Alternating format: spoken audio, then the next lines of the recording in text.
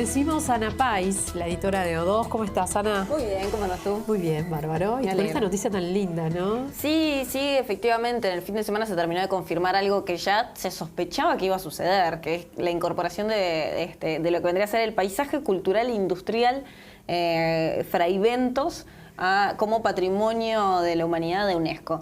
En realidad ya se sabía que reunidos en Bonn, digamos, la ciudad alemana, UNESCO estaba por decidir, había 34 candidatos, entre los cuales estaba Uruguay, estaba Fray Bentos en particular.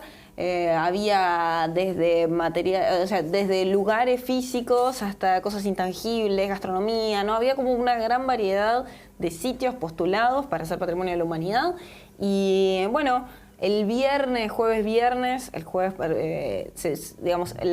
gobierno uruguayo empezó a organizar los festejos, empezó a anunciar que el martes iba a festejar y todavía UNESCO no había dicho nada y era como todo un caos, pero bueno, si ya el gobierno, el Ministerio de Educación y Cultura, la Intendencia de Río Negro, si ya todos estaban diciendo, bueno, el martes son los festejos, se pudo asumir que efectivamente iba a pasar lo que el domingo se concretó y es esta inclusión, la segunda inclusión de un paisaje uruguayo como patrimonio de Claro, la otra humanidad. colonia de Sacramento. Exactamente. Y en realidad, bueno, son esas cosas que en concreto no sirven de mucho, digamos, ¿no? O sea, no es que, bueno, que ahora le pasan a donar no sé cuántos millones de dólares a la región para impulsarla. No, es un nombre, es un título que como tal lo que hace es ponerlo en el mapa turístico, en el mapa patrimonial. Sí. Exacto. Y en cierta manera, bueno, va a haber probablemente más empresas interesadas en invertir allí, en crear un circuito cultural, en tener hoteles,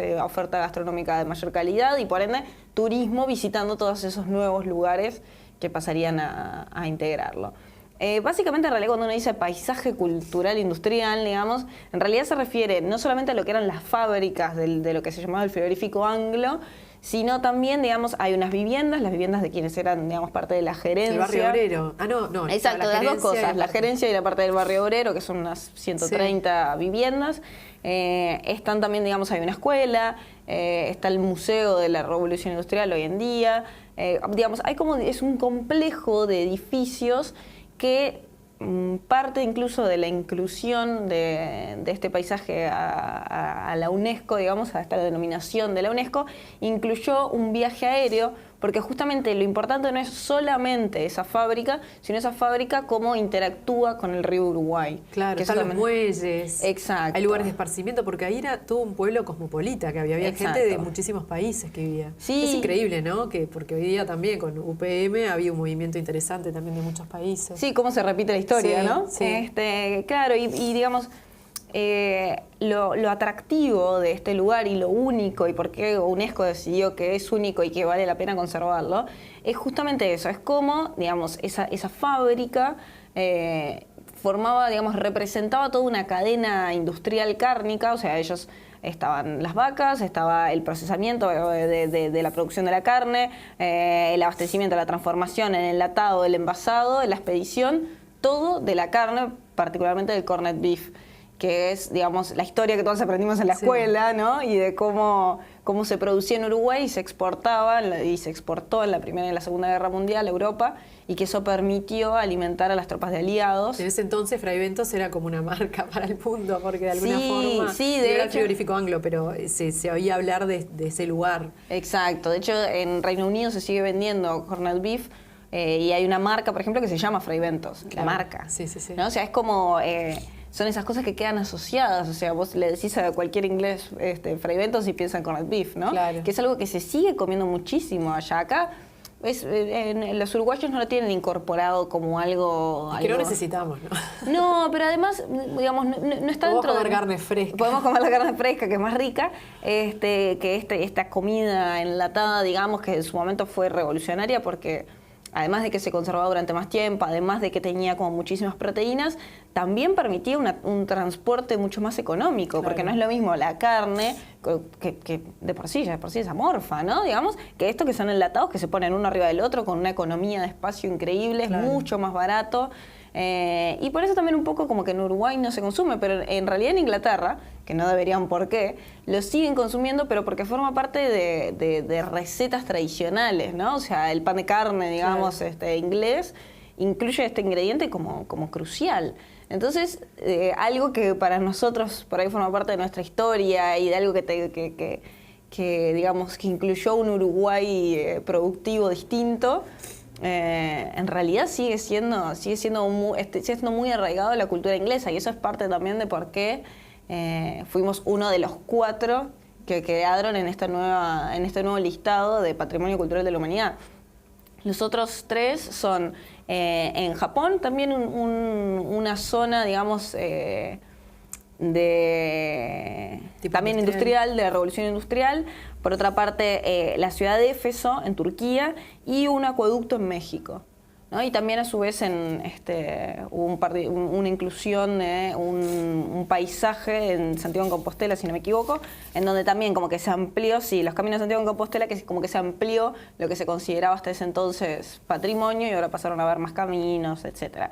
Pero creo que, digamos, lo interesante de esto es también cuántos uruguayos conocen este lugar, ¿no? O sea, cuántos uruguayos han ido hasta Fraiventos, que es cerca de todo, porque es un país muy chico, y que ahora de golpe, digamos, deciden que este lugar es los escritorios, qué lindo. No, es maravilloso, y que vale la pena ir a visitarlo, porque, digamos, si todavía no lo hicieron, ahora que UNESCO dice, wow, este es uno de los 4 lugares que vale la pena conservar en el mundo, este año decimos que este es uno de los 4, pues, digamos, como qué más motivos se precisan para decir, che, vamos a agarrar el auto un fin de semana y vamos hasta allí, recorremos las instalaciones.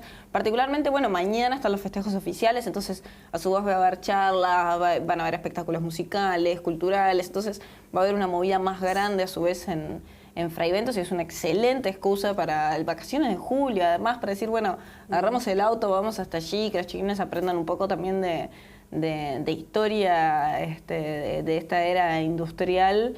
Y de aprovechar a ver otras cosas por ahí estaba cerca del Museo de Figari también, por ejemplo. Bueno, sí, el recorrido es todo allí en los alrededores es precioso. Bueno, el río Uruguay, claro, es muy lindo para ir, para disfrutarlo, y también esto, ¿no? Digamos, apropiarnos muchas veces nos cuesta a los uruguayos, ¿no? Salvo por la selección uruguaya, nos cuesta muchísimo decir, qué bien nosotros, ¿no? O sea, ¿no? Esa cosa como de pillarse en un buen sentido y de decir, che, qué bien que estamos haciendo las cosas, o qué bueno esto que tenemos nosotros, que es único y que vale la pena. Conservó. En 1987 Mario Carminati había impulsado el tema del patrimonio nacional. Y todo esto empezó en 2010 a gestionarse, todo esto del patrimonio de la humanidad, digamos. Así que bueno, es una excelente noticia. Es una excelente noticia, y creo que, digamos, toda la historia ya de por sí. Por ejemplo, mañana vamos a publicar una nota sobre el corned beef y su historia, digamos, de cómo se inventó, cómo surge, qué implicaba poder comer este producto enlatado en plena guerra, ¿no? Un montón de cosas que suenan tan lejanas hoy en día, y que sin embargo Uruguay, digamos, tuvo un papel protagónico en ese momento. Y fue parte de la historia desde este otro lugar, que no es tomar las armas, sino proveer de alimentos a las tropas, que no es nada menor, digamos, ¿no? En la historia. Buenísimo. Bueno, Ana, muchísimas gracias. A ti.